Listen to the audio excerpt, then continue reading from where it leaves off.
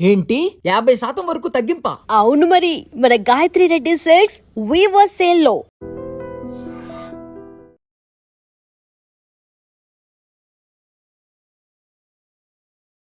చాలా సినిమాలు కమర్షియల్ సినిమాలు కమర్షియల్గా చాలా పెద్ద హిట్లు అవ్వచ్చు, వాళ్ళకి నెంబర్స్ కనిపిస్తూ ఉండొచ్చు, ఫ్యాన్స్ చొక్కాలు చించుకోవచ్చు, కానీ ఆకలి మాత్రం తీరకుండా ఏదో అర్ధాకలితో బయటకు వచ్చేస్తున్న ఫీలింగ్ వస్తుంది sir.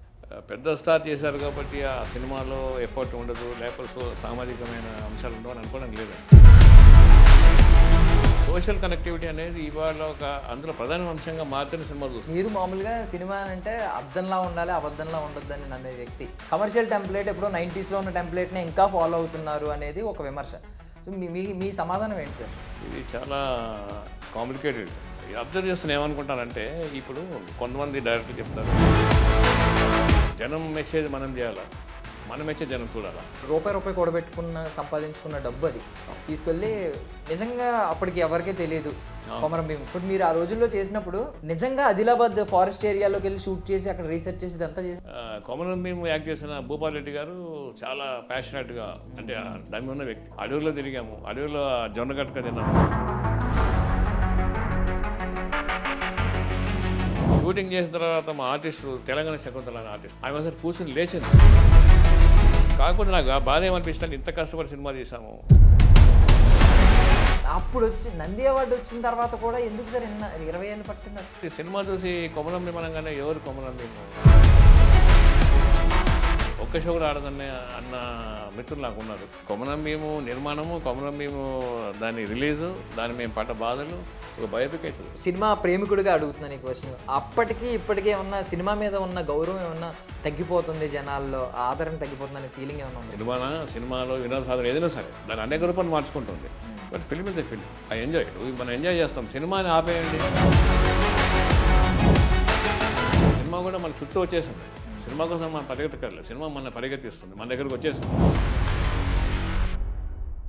Ladies and gentlemen, welcome to I dream media. నేను ప్రియదర్శన్. సో కమర్షియల్ లెక్కల కోసం సినిమాలు తీసే వాళ్ళు చాలామంది డైరెక్టర్స్ని మనం చూసాం. అయితే మన ముందున్న డైరెక్టర్ మాత్రం చరిత్ర మీద, సంస్కృతి మీద, సమాజం మీద అపారమైన గౌరవం కలిగిన ఒక మేధావి అనమాట. 1988 ఆ టైంలోనే కొమరం భీమ్ గురించి, ఆ గిరిజన యోధుడి గురించి, ఆ పోరాట యోధుడి గురించి ఎవరికీ తెలియని టైంలో ఆయన, చాలామందికి తెలియని టైంలో ఆయన ఆ సినిమాని తీసుకున్నారు. 20 ఏళ్ళు ఆ సినిమా కోసం, రిలీజ్ కోసం వెయిట్ చేసి ఆఖరికి రిలీజ్ చేసి ఈరోజు నంది అవార్డ్స్ అందుకున్న వ్యక్తి ఆయన. బెస్ట్ ఫిల్మ్ డైరెక్టర్గా కానీ, ఫిల్మ్ మేకర్గా కావచ్చు, స్క్రీన్ ప్లే రైటర్గా కూడా నంది అవార్డ్స్ అందుకున్న వ్యక్తి. ఈవెన్ గద్దర్ అడ్వైజర్ మెంబర్గా ఆ గద్దర్ టీంలో కూడా ఉన్నారనమాట, గద్దర్ అవార్డ్స్ టీంలో. సో అల్లాని శ్రీధర్ గారు మనతో పాటు ఉన్నారు. ఇండస్ట్రీ గురించి కొన్ని విషయాలు ఆయనతో మనం మాట్లాడదాం. సార్ నమస్తే. సార్ నమస్కారం అండి. బాగున్నారు సార్? I'm good sir. మొన్నే సింగీతం అని ఒక సినిమా రిలీజ్ అయింది. సంగీతం శ్రీనివాసరావు గారు. అది ట్రైలర్ చూసినట్టు సినిమా చూడాలనుకుంటున్నాను. మంచి సినిమా అది. సంగీతం అనేది అంటే అంత గొప్ప దర్శకుడు ఈ వయసులో, ఆ వయసులో సినిమా వేయడం అనేది అది అమేజింగ్ అండి. అది అద్భుతమైన ప్రయత్నం, అద్భుతమైన సినిమా అని అనుకుంటున్నాను నేను. సంగీతం చూడాలి, చూస్తే అదే ఇప్పుడు వరల్డ్ రికార్డ్ బ్రేక్ చేశారు ఆయన. ఆ వయసులో తీసిన వాళ్ళు ఏ ఫిల్మ్ మేకర్ లేరు. లేరు ఎందుకంటే ఆయన 94 ఇయర్స్ అనుకుంటాను, 95 ఇయర్స్ చేశారు. అది మా అందరికీ ఏంటంటే ఒక ఇన్స్పిరేషన్. ఇప్పుడు మనము 50 ఏళ్ళకి, 60 ఏళ్ళకి, 65 ఏళ్ళకే వృద్ధాప్యం అనే ఫీల్ అయ్యే దాంట్లో 95 ఏళ్ళకి ఆయన సినిమా తీయడం అనేది ఇట్స్ అమేజింగ్. సో చాలామంది ఫిల్మ్ మేకర్స్కి ఒక ఇన్స్పిరేషన్ కింద ఉంటుంది అది అని అనిపిస్తుంది నాకు అట్లా. సో ఇప్పుడు బేసికల్లీ సార్, మనకి పోస్టర్స్లో ప్రతి సినిమా, కమర్షియల్ సినిమా రిలీజ్ అవ్వడం, posters next day success meet పక్క ఆ రోజు జరుగుతుంది. తర్వాత పోస్టర్స్లో మనకి 100 కోట్ల నుంచి స్టార్ట్ అవుతున్నాయి. 100 కోట్లు, 3 రోజులకి 300 కోట్లు, 5 రోజులకి 500 కోట్లు, ఒక 2 వారాల్లో 1000 కోట్లు క్లబ్ అట్లా. కాకపోతే మిస్ అవుతుంది ఏంటంటే సార్, ఇప్పుడు సినిమాలు ఉన్నాయండి. ఇప్పుడు దేవర సినిమా చూసినప్పుడు అబ్బా ఎన్టీఆర్ మాస్ యాంగిల్ ఇది అది, అబ్బా ఏం చేశాడు, లాస్ట్లో ఒక బాహుబలి లాంటి ట్విస్ట్ ఇచ్చాడు, ఇలా అనుకుంటున్నారు.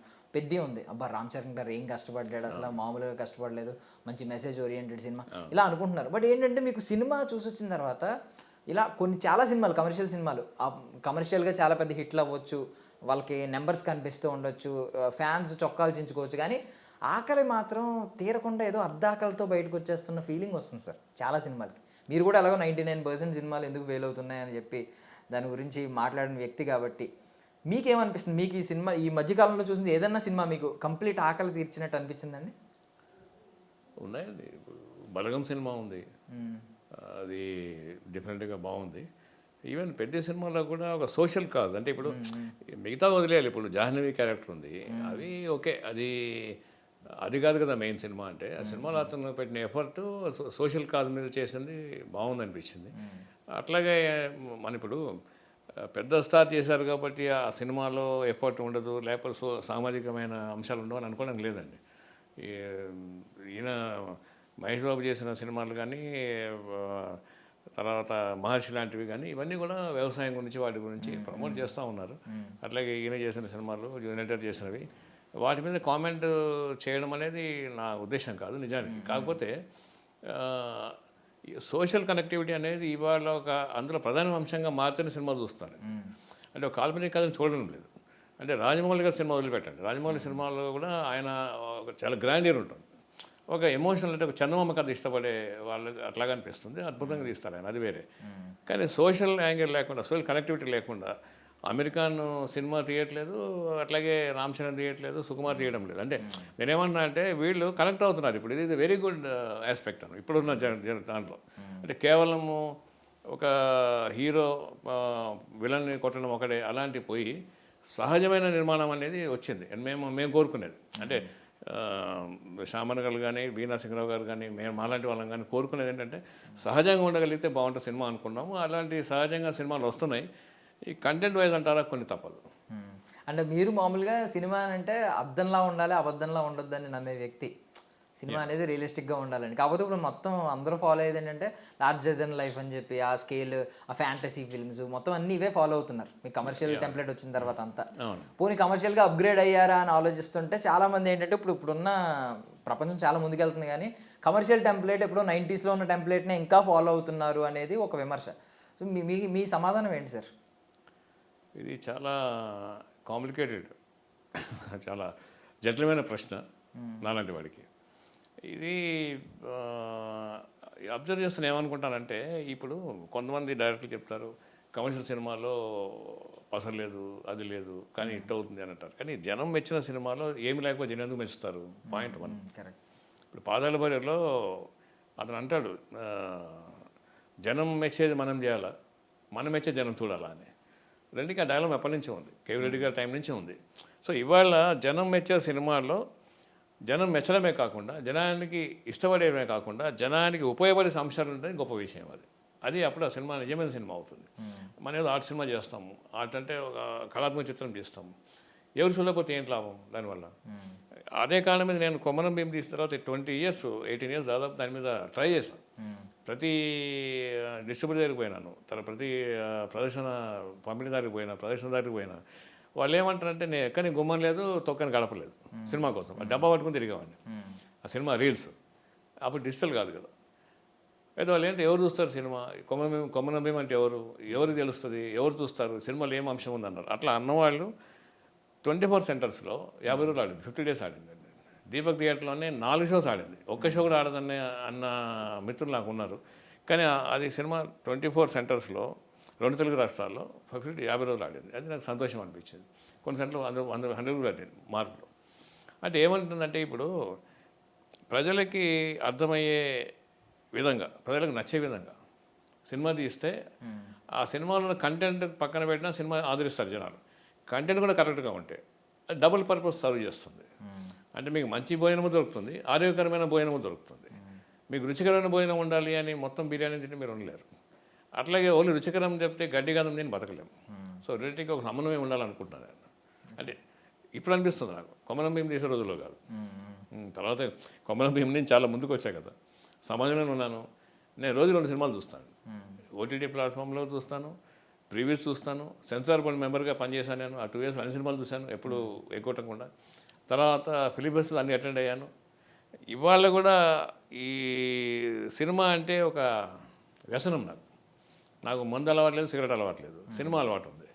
రోజుకి పొద్దున 5 లేస్తే 5 to 7 ఒక సినిమా ఓటీటీలో, మళ్ళీ నైట్ ఒక సినిమా, అట్లా ఉంటుంది అనమాట. అందుకని ఇప్పుడు ఏం జరుగుతుందనేది చూస్తుంటే, జరుగుతున్న తప్పులు వెతకడం కంటే మంచి వెతకడం బెటర్ అనిపిస్తుంది నాకు. ఇది మనది కాదు, ఇది కమర్షియల్ సినిమా, ఇది ఆర్ట్ సినిమా, ఇది అర్థవంతమైన సినిమా, అనర్థమైన సినిమా అని మనం కేటగిరీ వేయలేం. ఎందుకు వేయలేమంటే ప్రపంచంలో ముందుకు వచ్చింది. ఇవాళ కోవిడ్ నుంచి ఎక్కువ మంది అలవాటు పడ్డారు ఓటీటీ ప్లాట్ఫామ్స్కి, సినిమాలు చూడటానికి, డిఫరెంట్ సినిమాలు చూడటానికి. ఇవాళ నేను తీసిన రోజుల్లో, కొమరం భీం తీసే రోజుల్లో, లేకపోతే అంత తర్వాతనో ఫిలిం ఫెస్టివల్కి వెళ్ళే ఛాన్స్ నా ఒక్కడికే తక్కువ మందికి ఉండేది. నేను హైదరాబాద్ ఫిల్మ్ క్లబ్లో కూడా మెంబర్గా ఉన్నా, ప్రెసిడెంట్గా కూడా చేసేదానికి, అధ్యక్షుడిగా ఉన్నా. అయితే ఇప్పుడు అలాంటి ప్రతి వారికి ప్రతి రోజు ఫిలిం ఫెస్టివలే, ప్రతి వ్యక్తికి కూడా. మీరు ఫిలిం ఫెస్టివల్ కార్డు అక్కర్లేదు, ఇంట్లో కూర్చుంటే చాలు మీకు. అన్ని సినిమాలు, సత్యదేవ సినిమాలన్నీ ఉన్నాయి. తర్వాత ఇప్పుడు వస్తున్న ఇండిపెండెంట్ సినిమాలు కానీ, లేదా ఇప్పుడు వస్తున్న అద్భుతమైన సినిమాలు కానీ అన్ని మీకు అవైలబుల్ ఉన్నాయి. ఇవి చూస్తున్న ప్రేక్షకులు మీరు కమర్షియల్ తీస్తారా, ఆర్ట్స్ మీద పక్కన పెట్టండి, ఆ స్టాండర్డ్స్ మాత్రమే తీయాలి మీరు అందుకని ఇప్పుడు తమిళ్లో కానీ బైసన్ లాంటి సినిమాలు వస్తున్నాయి, తర్వాత జై భీమ్ లాంటి సినిమాలు వస్తున్నాయి. సో ఇప్పుడు వస్తున్న సినిమాలు తెలుగులో కూడా మంచి సినిమాలు వస్తున్నాయి. సో వీటన్ని చూస్తుంటే ట్రెండ్ మారిందండి. అంటే ట్రెండ్ మారింది, మా అభిప్రాయం కూడా మార్చుకోవాలి. అందుకని నేను మా అభిప్రాయం మార్చుకున్నా. ఏది కమర్షియల్ అంటే అంటరాని సినిమా కాదు, అది మనం చూసి ఎంజాయ్ చేసే సినిమానే. ఏ సినిమా చూసినా నాకు కళ్ళమనీళ్ళు వస్తాయి. ఈవెన్ హీరో చెల్లెలు పట్టుకుని చేసినా కూడా నాకు కళ్ళమనీళ్ళు వస్తాయి. దాని పర్పస్ అంతవరకే ఉంటుంది, ఇంకేముంటుంది. సో ఇప్పుడు అందుకే అప్గ్రేడ్ అవుతున్నారు. ఇప్పుడు ఎలాగో లవ్ స్టోరీ ఒకటి వస్తుంది, ఎలాగో ఒక క్రైమ్ థ్రిల్లర్ ఏదో సంథింగ్, ఒక వెబ్ సిరీస్కి ఒకటి ప్లాన్ చేసుకున్నారు సార్. ఇంకోటి ఏంటో మహిళల లైంగిక వేధింపుల గురించి కూడా ఒక టీనేజ్ అమ్మాయి అనుకుంటా కదా, టీనేజ్ అమ్మాయి రీసెర్చ్ చేసి సంథింగ్ దాని గురించి ఇప్పుడు చేస్తాం. అది ఒకటి ప్లానింగ్ ఉంది. మంచి మంచి ప్రాజెక్ట్స్ అన్ని లైన్ అప్ పెట్టుకున్నారు. కాకపోతే నాకు కథ చెప్తే నేను మళ్ళీ ఓటీటీ వాళ్ళు నాకు పంపి ఇంకొక చెప్పమంటారు, బయట చెప్పడానికి లేదు. ఓకే ఓకే, బట్ అప్పటి శ్రీధర్ గారి గురించి ఒకసారి అడుగుతున్నాను సార్. యాక్చువల్లీ నిజంగా మీరు రూపాయి సంపాదించుకున్న డబ్బు అది తీసుకెళ్ళి నిజంగా అప్పటికి ఎవరికీ తెలియదు. కొమరం భీం ఎన్టీఆర్ గారు చేసేసరికి దానికి ఒక హైప్ వచ్చింది, రాజమౌళి గారు ఇంకా హైప్ తీసుకొచ్చారు. బట్ మీరు ఆ రోజుల్లో చేసినప్పుడు నిజంగా ఆదిలాబాద్ ఫారెస్ట్ ఏరియాలోకి వెళ్ళి షూట్ చేసి అక్కడ రీసెర్చ్ చేసి ఇదంతా చేశారు. అయిపోయింది, స్లీప్ కూడా లేదు మాకు అప్పుడు, నో స్లీప్. ఎందుకంటే అప్పుడు కొమరం భీం యాక్ట్ చేసిన భూపాల్ రెడ్డి గారు చాలా ప్యాషనెట్గా, అంటే దాని ఉన్న వ్యక్తి. అతనికి ఆయన అడవి జీవితం తెలుసు, ఆదివాసీ పోరాటం తెలుసు. అట్లాగే రైటర్గా ఉన్నారు ఎస్ఎం ప్రాణరావు గారు, ఆయన కూడా అద్భుతమైన పోయిటరీ రాశారు. తర్వాత వీళ్ళంతా కూడా ఒక డిఫరెంట్ స్కూల్ చెందిన వాళ్ళు. సో నేను కూడా అప్పుడు ఏమంటారు దాన్ని, చాలా భావోద్వేగంతో ఉన్నాను, ఎమోషనల్గా ఉన్నాను. అడవిలో తిరిగాము, అడవిలో జొన్నగట్టక తిన్నాము. అవి అప్పుడు వెహికల్స్ ఏమున్నాయి, ఇప్పుడు మనం రోడ్డు మీద పోవాలంటే వెహికల్ చూస్తాము, అంటే మాలండి. అక్కడ ఆ రోజు వెహికల్ ఏం లేదు, కొండ మీద నడుచుకుంటూ పోవడమే. ఈ పొద్దున మొదలు పెడితే మధ్యాహ్నం చేరుకుంటాం పైకి. సో అక్కడ రాత్రిలో మీకు ఏముండదు, అక్కడ ఒక గుడిసెలు ఉంటాయి అంతే. అక్కడ పాములు, తేళ్ళు అన్నీ ఉంటాయి. అయినా కూడా దాన్ని మనము ఒక పరిశోధన భాగంగా ఒక ఎంజాయ్ చేస్తాం. అంటే ఆ రోజు తలుచుకుంటే అసలు అదే ఒక సినిమాలాగా అనిపిస్తుంది. ఇప్పుడు నేను ఏ స్టూడియో నాకు ఉంది కాబట్టి ఎప్పుడైనా నేను సినిమా తీస్తాను. ఇది కొమరం భీంలో మేము ఎట్లా, మా టీం ఎట్లా పనిచేసింది, అప్పుడు పరిస్థితులు బట్టి ఇప్పుడు మాకు ఈజీ ఏఐ ద్వారా చేయటం, ఏఐ కానీ మిగతా కానీ. సో అలాగా అది ఒక దగ్గర షూటింగ్ చేస్తుంటే ఇంకో దగ్గర పుల్లు వచ్చేసి పశువులు కొట్టి వెళ్ళిపోయేది. షూటింగ్ చేసిన తర్వాత మా ఆర్టిస్టు, తెలంగాణ శకుంతల అనే ఆర్టిస్ట్ ఉండే, ఆమె అసలు కూర్చొని లేస్తే కింద పెద్ద నల్ల తేలని, పెద్ద తేలది బాగా వెళ్ళిపోయింది. తర్వాత జ్వరాలు వచ్చినాయి అప్పటికి. అప్పుడు చాలా పోరాటాలు జరుగుతున్న టైం అది. అన్నిటికీ కూడా మనకు అనుకూలంగా, సానుకూలంగా ఉంది కాబట్టి ఆ కొమరం భీం అనే ఒక కాన్సెప్టే మా అందరిని నడిపించింది ముందరికి. నేను కూడా చిన్న క్యారెక్టర్ చేశాను, తుపాకీ వేసుకొని ఫస్ట్ చనిపోయేది నేనే. అది అయితే మేము అదే అట్లా మళ్ళీ డ్రెస్ చేంజ్ ఏం లేదు. ఇక షూటింగ్ అయిన తర్వాత అదే తుపాకులు వేసుకోవాలి, ఇక అట్లనే రావాలి, రోడ్డు మీదకి రావాలి, నడుచుకుంటూ పోవాలి, మళ్ళీ మన దగ్గరికి పోవాలి, గెస్ట్ హౌస్కి పోవాలి. గెస్ట్ హౌస్ అంటే చిన్న ఏరియా అది. సో అదంతా ఒక అద్భుతమైన అనుభవం అది. కాకపోతే నాకు ఆ బాధ ఏమనిపిస్తుంది, ఇంత కష్టపడి సినిమా తీసాము, ప్రభుత్వం కూడా మనం హెల్ప్ తీసుకున్నాము, సొంతంగా అప్పులు చేసాము, ఎన్ని చేసినా కూడా సినిమా రిలీజ్ కాకపోతే ఏమైందంటే చాలా పెద్ద చెప్పారు సినిమా గురించి, ఏం లేదనుకునే ప్రమాదం. అందుకని దానికి వెంటబడి పట్టుబట్టి అందరినీ కూడా కన్విన్స్ చేసి పోట్లాడి అవసరమైతే అన్నీ చేసాం, సినిమా రిలీజ్ చేసాం. చేసిన తర్వాత సినిమా మంచి పేరు తీసుకొచ్చింది. ఇవాళ చెప్పాలంటే 8వ క్లాసు పాఠ్య పుస్తకంలో ఒక పాఠ్యాంశంగా ఉంది అది. మన సినిమా గురించి ఒక పాఠం ఉంది, దాంట్లో కొమరం గురించి రాస్తూ దర్శకుడు అల్లాన సార్ 20 ఏళ్ళు కష్టపడని రాశారు దాంట్లో. అట్లాగే భూపాల్ గురించి అన్న గురించి రాశారు. సో అంటే పాఠాలు ఎక్కువ చదువుకునే వ్యక్తి పాఠ్యాంశంగా మారడం అనేది నా జీవితంలో జరిగింది. చిన్న విషయమే కానీ నాకు చాలా మంచిగా అనిపిస్తుంటుంది. ఎప్పుడన్నా పాఠం చూసి చదువుతుంటే ఇప్పటికి ఉంది అది. అన్ని 2 తెలుగు పుస్తకాల్లో ఏ క్లాస్ సార్? ఏ క్లాస్లో? 8th క్లాస్లో అండి. 8th క్లాస్లో టెక్స్ట్ బుక్లో పాఠ్య పుస్తకాల్లో మీ పేరు ఉంది. నా పేరు, సినిమా పేరు, నా పేరు అన్ని. మంచి సినిమా గురించి ఒక అధ్యాయం ఉందండి, ఒక చాప్టర్. అంటే కళారూపాల్లో మంచి కళారూపాలు ఏముంటాయి దాంట్లో ఇది మెన్షన్ చేస్తూ ఇది అవార్డు సాధించింది అరవింద్ సార్ డైరెక్టర్ దీనికి అని రాశారనమాట. ఇక అంతకుమించి మనకి అవార్డు ఏముంటుంది ఒక పాఠ్యపుస్తకంలో మన గురించి రావడం కంటే, అట్లా అనిపించింది. తర్వాత రఘువీర భారతం తీసుకురాం, అది కూడా అకే నాగేశ్వరరావు గారు, దాసనారాయణరావు గారు వాళ్ళ మీద తర్వాతగా అట్లా వరుసగా సినిమాలు చేసుకుంటూ వస్తున్నాం. అయితే ఎలా ఉంటుందంటే నా గురించి చెప్పుకోవాలంటే నేను రూపం మార్చుకుంటూ వచ్చాను. మామూలుగా ఈ డ్రాక్యులా సినిమాలు చూపిస్తుంటారు, అది నేరం కానీ దుశ్శక్తి కానీ నిర్మూలన కాదు, రూపం మార్చుకుంటుంది. క్రియేటివిటీ కూడా అంతే. నేను 16 సినిమా తీసిన తర్వాత 35 తీశాను, తర్వాత టీవీ సీరియల్ చేశాను, తర్వాత ఓటీటీకి చేశాను, తర్వాత యాడ్స్ చేశాను, ఇప్పుడు మళ్ళీ ఏఐలో చేస్తున్నా. నేనే రూపం మార్చుకుంటూ వస్తున్నాను అనమాట కాలం తగ్గట్టుగా. ఈవెన్ అదే మీ దుశ్శక్తి కాదు, నేను ఒక మామూలు శక్తి. అదే నిజంగా కొన్నిసార్లు అర్థం కాదు మీ ఆరాని క్యాలిక్యులేట్ చేద్దాం. ఎందుకంటే స్టార్ట్ అయ్యింది ఇలాగా కొమరం భీమ్తో స్టార్ట్ అయిన తర్వాత 16 సినిమా అది 16 అంటే నేను ఫస్ట్ సినిమా అదే. తర్వాత ఎక్కువ ఎక్స్పెరిమెంట్ చేయలేదు. మేము బాంబే అని చెప్పేసి 16 అనేది చాలా జాగ్రత్తగా చేయాలి దాన్ని ఎక్స్పోజర్ అంతా కూడా, అట్లా చేసేవాళ్ళం. Ragulutunna Bharatam social angry kind of film. So అలాంటి సినిమాలు చేశారు. తర్వాత భక్తి రస మొత్తం డివోషనల్ కైండ్ ఆఫ్ సినిమాల్లోకి వచ్చారు, లైక్ బుద్ధుడు బుద్ధ, ఇలా బయోపిక్స్ తీశారు వాటి మీద.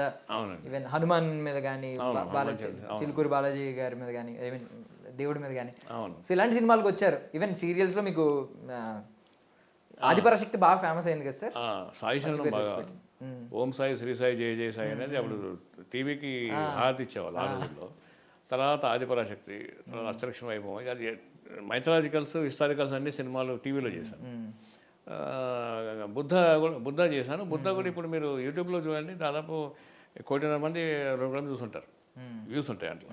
తర్వాత అది దాదాపు 5-6 రాష్ట్రాల్లో డిఫరెంట్ సెంటర్స్లో 100 రోజులు ఆడింది, 50 days 100 days ఆడింది. అదొక డిఫరెంట్ జోనర్లో ఉన్న సినిమా అది బుద్ధ. దానికి శివానందమూర్తి గారు మా గురువు గారు, ఆయన దానికి రచన. తర్వాత రాజ్ కందుకూరి గారు చాలా పాపులర్ డైరెక్టర్, ఫిల్మ్ మేకర్, ఆయన నిర్మాత, ఆయన దానికి నిర్మాత అనమాట. సో వారి అనుభవం చాలా ఉపయోగపడింది ఆ సినిమాకి. రాజ్ కందుకూరి గారు కానీ వీళ్ళంతా ఆ సినిమా చేశాము. దాని తర్వాత అది బైలింగ్యువల్ తీశారు కదా సార్, హిందీ తెలుగు తీశారు. హిందీ తెలుగు. అట్లాగే తులసిదాసు, హనుమాన్ చాలీసా హిందీ తెలుగు, ఇట్లా చేసుకుంటూ వస్తున్నాము. అంటే నాకు ఇప్పుడు ఏమవుతుందంటే మనం ఇది తప్పితే వేరే తెలియదు కాబట్టి, వేరే పని తెలియదు మాకు. దానిలోనే తినాలి, దానిలోనే అప్పు చేయాలి, దానిలోనే బతకాలి, దానిలోనే అప్పు తీర్చాలి, సింపుల్ లాజిక్. బేసికల్లీ ఒక క్రియేటివ్ పర్సన్ ఎవరికైనా, దట్టు మీరు క్యాప్టెన్ ఆఫ్ ద షిప్ కాబట్టి ప్రతి సినిమాలో ఒక ఈగో ఉంటుంది, క్రియేటివ్ ఈగో ఉంటుంది. అంతమందిని హ్యాండిల్ చేయాలి. దట్టు ఏంటంటే కొన్నిసార్లు ఇదంతా ఉంటుంది. బట్ బుద్ధుడి ఫిలాసఫీ మొత్తం మీరు జర్నీ రీసెర్చ్ చేశారు కాబట్టి ఆ టైంలో మీలో ఏమన్నా మార్పులు వచ్చినాయి సార్? మీ సైకలాజికల్ డెఫినెట్గా వచ్చిందండి. మంచి క్వశ్చన్ అడిగారు మీరు. అయితే ఏమవుతుందంటే అంతకుముందు అగ్రెసివ్గా ఉండేవాడిని నేను జీవితంలో కూడా. సినిమాలో అట్లాగే ఉండే, కొమ్మన మీద లాంటి సినిమాలు తీసినా ఏం తీసినా నేనే అనుకునేవాడిని, నేనే ఈ సినిమా కర్తని కర్మని క్రియని అనుకునేవాడిని. కానీ బుద్ధ తీసిన తర్వాత గురుగారితో ఆయనతో చాలా గంటలు ఆయన విన్న తర్వాత ఉపదేశాలు కానీ ప్రవచనాలు కానీ అనిపించింది మనం పార్ట్ ఆఫ్ ద యూనిట్, అంతే. పార్ట్ అంటే ఒక ప్రయాణంలో మన భాగమే. మనం ప్రయాణం కాదు, ప్రయాణం లీడు కాదు, వీఆర్ పార్ట్ ఆఫ్ జర్నీ. అందుకని బుద్ధ తర్వాత ఆ బుద్ధత్వం అనేది నాలో కూడా ఏర్పడింది. అంటే యాక్చువల్గా ప్రతి నిర్మాత బుద్ధులు అవుతాడండి. ఎందుకు అవుతాడో చెప్తాను నేను. డైరెక్ట్గా ఉన్నప్పుడు మనం కమాండ్ చేస్తాం, నాకు టైంకి కారు రాలేదు, టైంకి ఇది రాలేదు, 100 ఎడ్ల బండ్లు చెప్తే 50 వచ్చాయి అరుస్తాం. ప్రొడ్యూసర్ అయ్యారనుకోండి, అప్పుడు మనకు తెలుస్తుంది ఎక్కడి నుంచి ఎడ్ల బండ్లు వస్తాయి, ఎంత ఖర్చు అవుతుంది, ఎంత అవుతుంది, దీనికి ఎప్పుడు వస్తుంది, ఏమి సంగతి, ఎవరి మూడ్ ఎట్లా మనము డిస్టర్బ్ కాకుండా కాపాడుకోవాలి అనేది.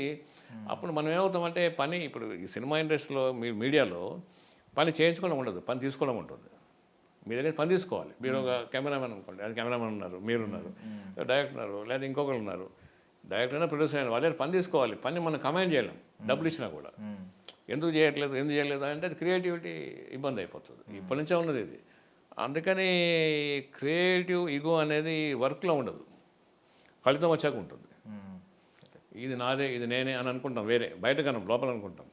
కానీ చేసినంతకాలం ఇది నాది కాదు మనదే అనుకుంటాం. అట్లా అంటేనే ముందుకు పోతుంది. సో అందుకని ఈగోకి ఆస్కారం తక్కువ అనుకుంటా. అంటే ఇప్పుడు ఆ నంది అవార్డు నాదే అది. అదే మన కొమరం భీమ్కి వచ్చింది నంది అవార్డు. కొమరం భీమ్కి వచ్చింది వేరే, ఇదేమో ఒక సీరియల్కి వచ్చింది, cartoon best screenplay award స్క్రీన్ ప్లేకి వచ్చింది. కొమరం భీమ్కి నాకు ఉత్తమ కాటమరాజు కథలు కాటమరాజు కథలు అని ఇది దీనికి స్క్రీన్ ప్లే అవార్డు. ఇది టీవీ సీరియల్. టీవీ సీరియల్ చాలా చేశాను నేను. నిర్మాతగా చేశాను, దర్శకుడిగా చేశాను, రచయితగా చేశాను. చాలా సినిమాలు నేను రైటర్గా ఉంటాను నా వర్క్స్కి. కొమరం భీమ్కేమో ఉత్తమ తొలిచిత దర్శకుడు వచ్చింది, ఫస్ట్ డైరెక్టర్. ఉత్తమ దర్శకుడు, ఉత్తమ నిర్మాతగా వచ్చింది. అట్లా 3 అవార్డ్స్ తీసుకుంది దానికి.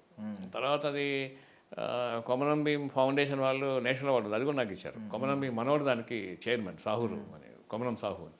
సో వీళ్ళంతా ఇట్లా జరిగినాయి. ఈ కొమరం భీమ్ అనేది ఒక అద్భుతమైన అనుభవాన్ని, అద్భుతమైన గుర్తింపుని ఇచ్చింది నాకు. అంటే కాకపోతే సార్ అది 2000 ఎప్పుడు సార్ 10లో రిలీజ్ అయింది కదా, 2010. అవార్డు ఎప్పుడు వచ్చింది సార్?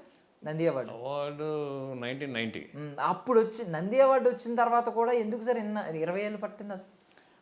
అంటే రిలీజ్ చేయడం అనే వ్యవస్థ మన చేతుల్లో లేదు కదా, పంపిణీ లేదు.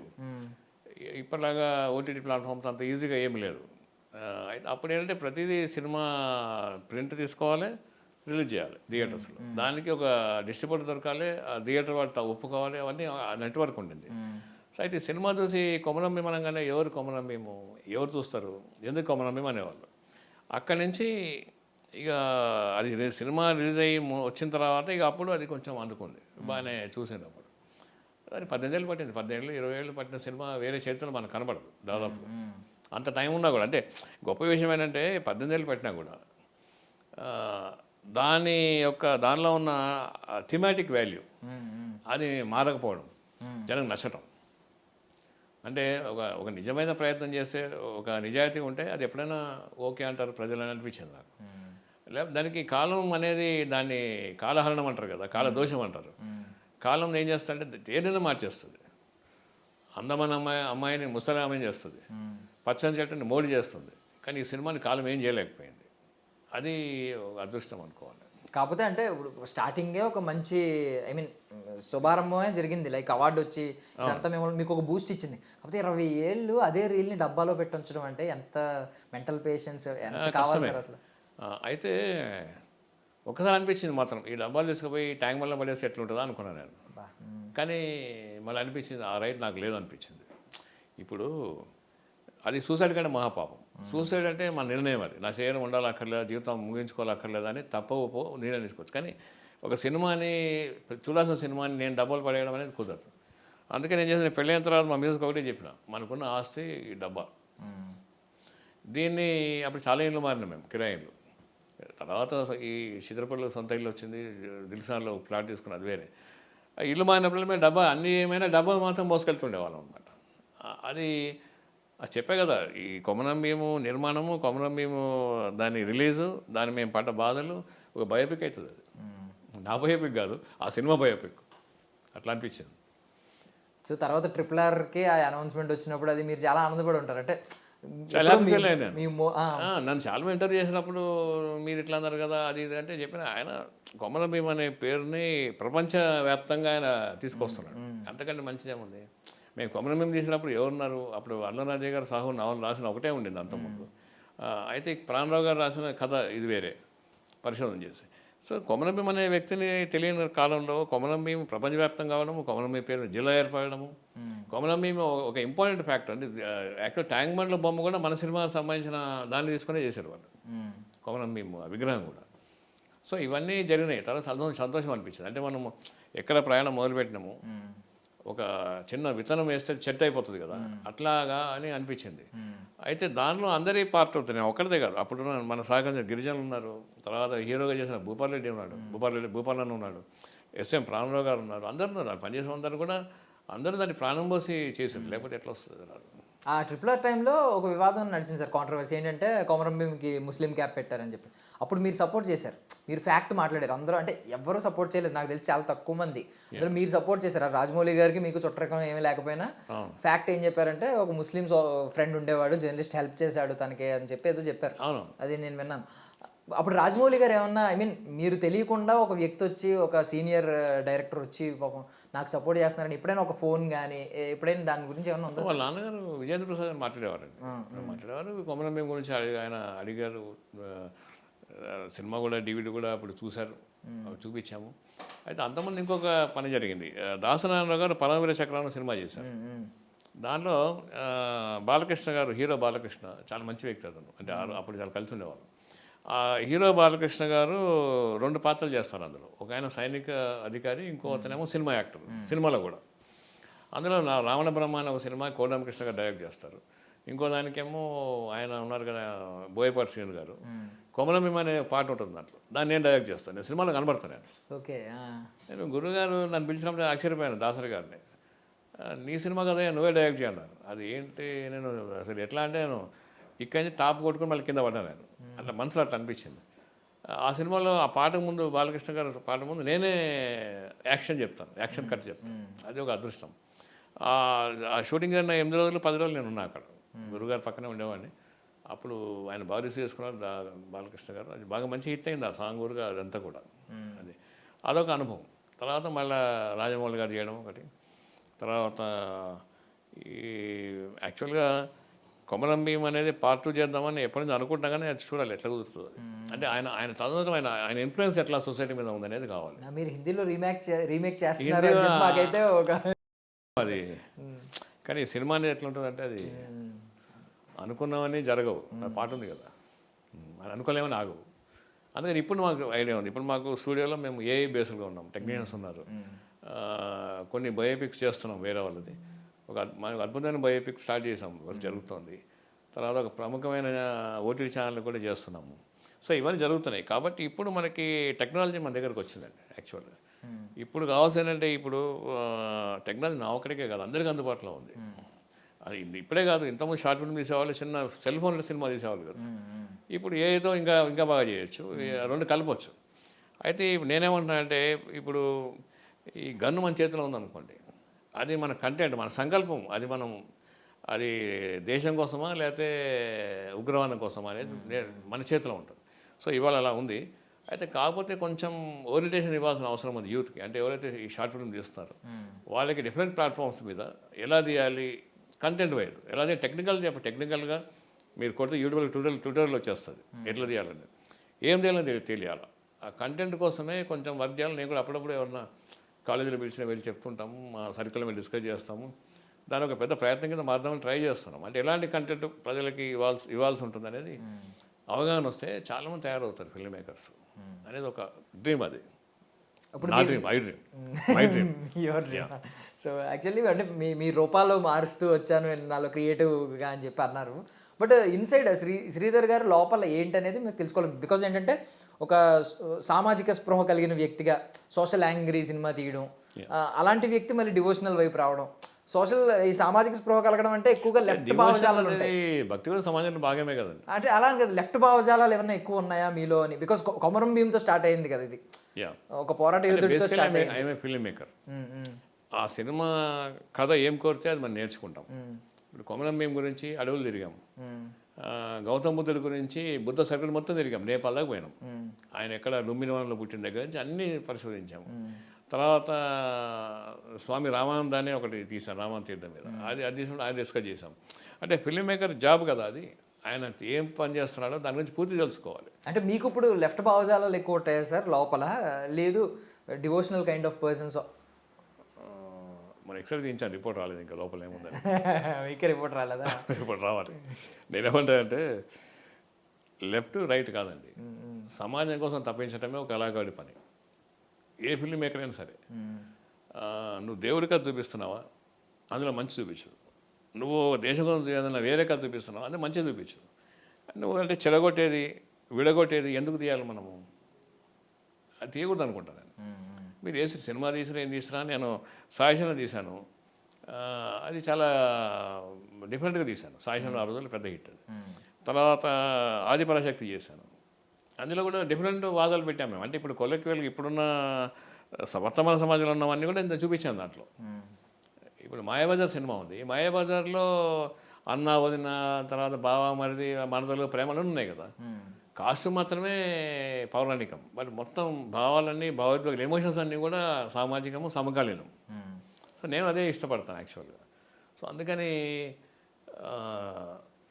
ఏది లెఫ్ట్ ఏది రైటు అనేది కాకుండా సినిమాకి ఏది రైట్ అని ఆలోచిస్తాం.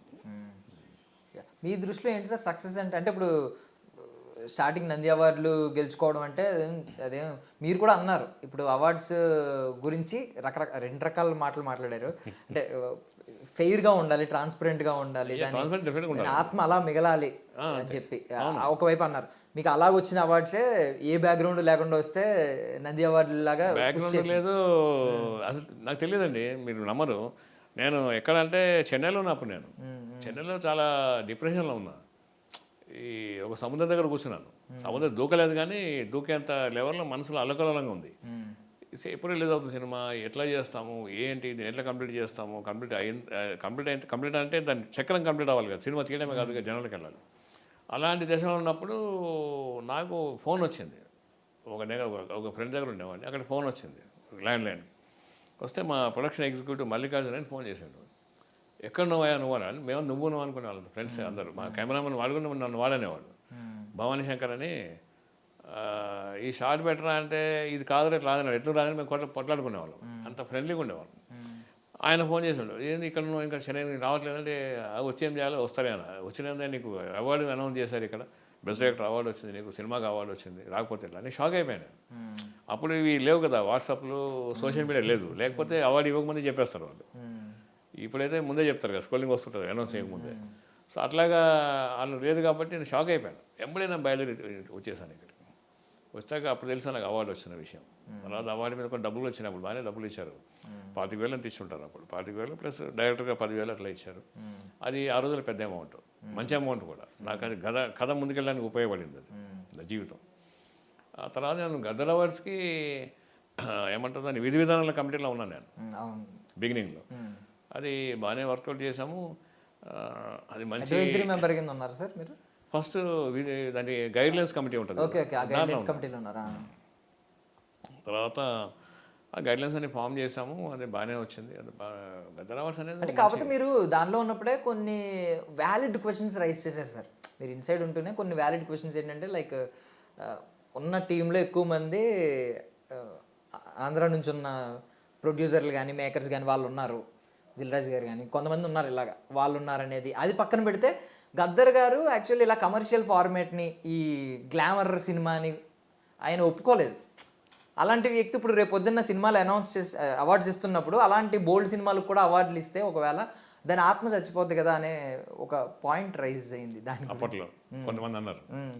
అయితే అది ఏమవుతుందంటే మనం గద్దర్ అనే వ్యక్తి ఒక తెలంగాణ సాంస్కృతిక వైభవానికి ఒక చిహ్నం, అతను ఒక సింబల్. ఇప్పుడు అశోక చక్రం ఉంది భారతదేశం జెండా కింద, అన్నీ మంచి చేస్తారా?